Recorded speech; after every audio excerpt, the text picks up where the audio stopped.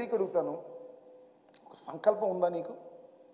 ఈ రాష్ట్రాన్ని ఏలాలనే సంకల్పం, ఈ పార్టీని దినదిన ప్రవర్ధమానంగా పెంచాలనే సంకల్పం, జనసేనని వృద్ధిలోకి తీసుకురావాలనే సంకల్పం నీకుందా? ఒక్కటి గుర్తుపెట్టుకోమని మనం చేస్తున్నా. నిజమైన సంకల్పం ఉన్నవారు, నిజమైన చిత్తశుద్ధి ఉన్నవారు ఎలా ఉంటారో తెలుసుకో ఒక్కసారి. జగన్మోహన్ రెడ్డి లాగా ఉంటారని మనం చేస్తున్నా. జగన్మోహన్ రెడ్డి గారు ఏకాకిగా బయలుదేరాడు.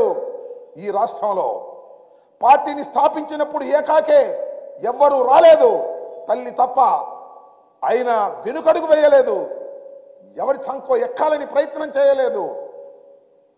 బ్రహ్మాండంగా ముందుకు వెళ్ళి జయించుకుంటూ వెళ్ళాడు. మొదటిసారి ముఖ్యమంత్రి కాకపోయినా ఎవరితో పొత్తు పెట్టుకోనన్నాడు, ప్రజలతోనే పొత్తు అన్నాడు, ప్రజలతోనే ముందుకు వెళ్తానన్నాడు.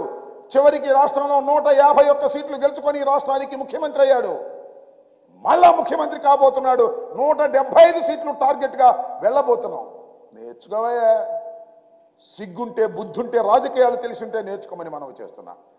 ఎవరి పల్లకియో మోయటానికి పార్టీలు పెట్టేటటువంటి దౌర్భాగ్యమైన పరిస్థితి. ఎంత దుర్మార్గం అంటే, పార్టీ పెట్టి సీఎం అవుతాననే భ్రమలు కల్పించి నీ క్యాస్ట్ వాళ్ళని, నీ అభిమానుల్ని వెన్నుపోటు పొడిచావు, మోసం చేశావు. చెప్పబోయా ఎందుకు ఈ గొడవ? పాపం నాకు బాగా గుర్తొస్తుంది. మన చిరంజీవి గారు చాలా సౌమ్యుడు, పార్టీ పెట్టాడు, 18 సీట్లు గెలుచుకున్నాడు. 1 కాదు 2 కాదు, 18 సీట్లు గెలుచుకున్నాడు. గెలుచుకుని ఇక రాజకీయాలను ఆవలేము అని విలీనం చేశాడు. శుభ్రంగా సినిమాలు తీసుకుంటున్నాడు.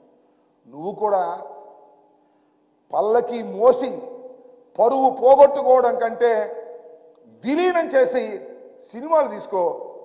చిరంజీవి గారి లాగా, మీ అన్నగారిలాగా తీసుకో, ఆదర్శంగా ఉండు తప్ప ఇలా ఎందుకు మోసం చేస్తావని అడుగుతా ఉన్నా. నిజంగా నేను మనవి చేస్తున్నా. చాలా సందర్భాల్లో నేను చెప్పా, అనేక ప్రెస్ మీటింగ్లో చెప్పా.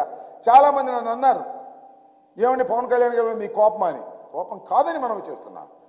పవన్ కళ్యాణ్ అనే వ్యక్తి, కొణిదెల పవన్ కళ్యాణ్ అనే ఒక రాజకీయ నాయకుడు కాదు. అతను రాజకీయాలు చేయాలని రాలేదు.